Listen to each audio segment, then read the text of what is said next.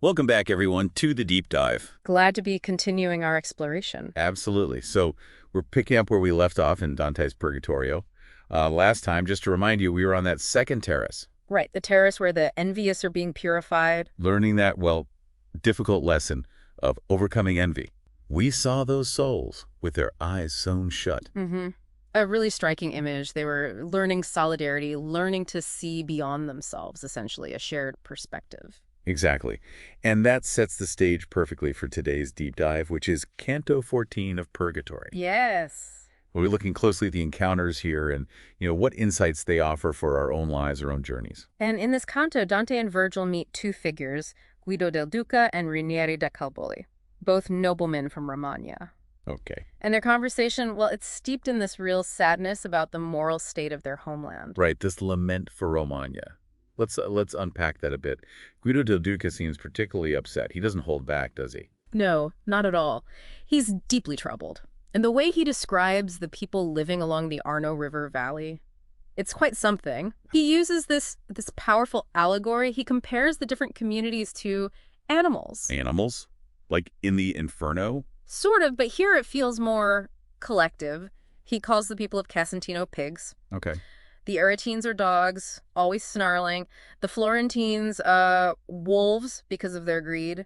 And the Pisans, foxes, full of deceit. Wow, that's quite a condemnation. Moving from individual sin, like we saw before, to whole societies acting like beasts. Exactly. It shifts the focus. It makes you think about how, negative traits can become embedded in a community's culture. Yeah, it does. Can we see parallels today? Sort of collective beastly behaviors in groups or societies around us. Unchecked greed, maybe? It's a really relevant question, isn't it? And Guido's critique goes deeper than just pointing fingers at behavior. He gets to the why, especially with envy. He asks this incredibly direct question.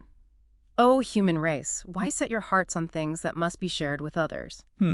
That really gets to the heart of it. Envy rooted in wanting things, material things usually that are limited, things that by their nature cause competition, resentment. Precisely. It creates the zero-sum game. If you have it, I can't. It reminds me of what we discussed way back in the Inferno with the miserly and the prodigal, both trapped by their attachment to stuff just in different ways. Yes, exactly. Whether hoarding it or wasting it, that attachment to the material is the problem. Guido's question pushes you, the listener, to think, where do we place too much value on finite things that can breed envy? That's a good point for reflection. And then, as they move on, Dante and Virgil hear these voices. Voices just in the air. Yeah, disembodied voices. And they present examples of punished envy, very vivid ones. Like who? Cain, envious of his brother Abel, obviously, and Aglaros, who was turned to stone out of jealousy for her sister Herse, who Mercury loved. Right. Mythological and biblical examples. What's the point Dante's making there? It's pedagogical, really. These stories act as a restraint, as Dante calls it. They show the terrible consequences, the destructive endpoint of envy. So learning by negative example, seeing what happens if you go down that road. Exactly. It's meant to make you recognize those impulses in yourself and hopefully resist them. It highlights the value of reflecting on, well, the potential fallout of our own darker inclinations.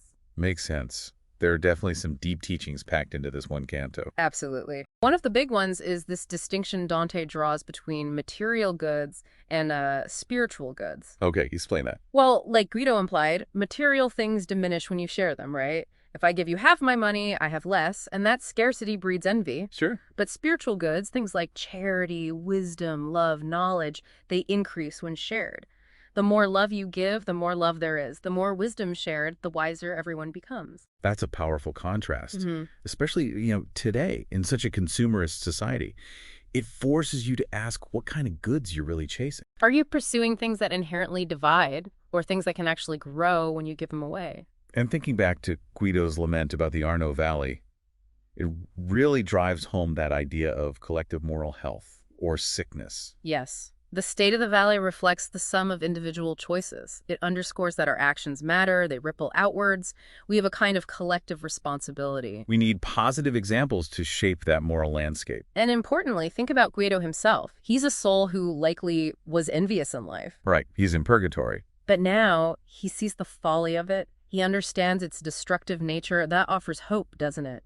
It shows that change, self-awareness, growth, they're possible for all of us on our journey. That's a crucial point. the possibility of transformation. He also mourns the loss of older values, chivalric values, in Romagna, which speaks to a broader idea about moral heritage, the importance of passing down positive principles. Yeah, what values do we think are crucial to uphold and transmit? It's a timeless question. And those voices, Cain and Aglaros, they just keep reinforcing the lesson. Understand the consequences, the negative outcomes, and use that knowledge to manage your own impulses. So it all ties back beautifully to those souls on this terrace, the ones with the sewn eyes we talked about earlier. Exactly. They're learning solidarity, learning to see differently. Guido's insights are part of that lesson, moving beyond that envious, self-centered gaze to a clearer, more communal understanding. It's about shifting focus, isn't it? From what do they have that I don't, to what good can I cultivate and share? That's it precisely. So wrapping up our deep dive into Canto 14, it's clear Dante offers some really timeless wisdom here. Through Guido's sorrow, through the voices, he shows us just how destructive envy is. But also highlights the importance of focusing on shared spiritual growth and the real possibility of improving ourselves and maybe even our communities by learning from all the examples life throws at us, good and bad. Learning on our life's journey. So maybe a final thought for you, the listener, to take away. As you navigate your own path, what kind of goods are you prioritizing? Material things that fade and divide, or those spiritual qualities that grow with sharing and lead to maybe a deeper kind of fulfillment? It's definitely something worth considering. Thank you for joining us for this, our 48th deep dive into the comedy. We hope you found it insightful. We look forward to continuing the journey with you next time.